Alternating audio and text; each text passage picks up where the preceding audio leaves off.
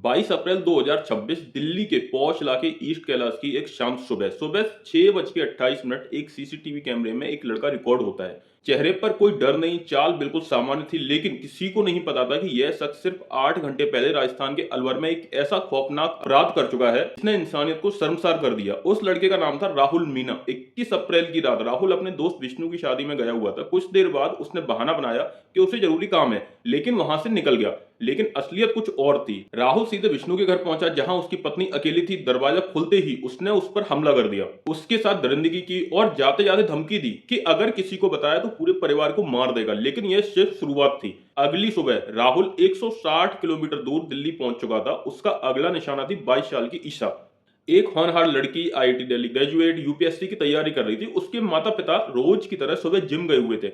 ईशा अपने study room में अकेली पढ़ाई कर रही थी। राहुल पहले इसी घर में नौकरी करता था। उससे घर का हर कोना, हर रूटीन और हर सिक्योरिटी सिस्टम पता था। उसने छुपा हुआ एक्सेस कार्ड निकाला और घर के अंदर घुस गया। उसने पहले पैसे की मांग की, फिर बात झगड़े में बदल गई।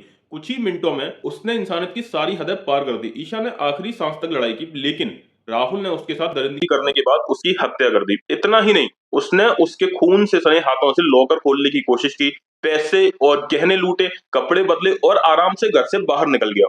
जब ईशा के माता पिता लौटे तो उनकी दुनिया उजड़ चुकी थी। दिल्ली पुलिस तुरंत हरकत में आई। सीसीटीवी फुटेज, मोबाइल लोकेशन और डिजिटल ट्रेस ने आखिरकार राहुल तक पुलिस को पहुंचा दिया। पुलिस ने उसे द्वारका के एक होटल से गिरफ्तार किया जहां वह आराम से चिकन करी खा रहा था, जैसे कुछ हुआ ही ना हो।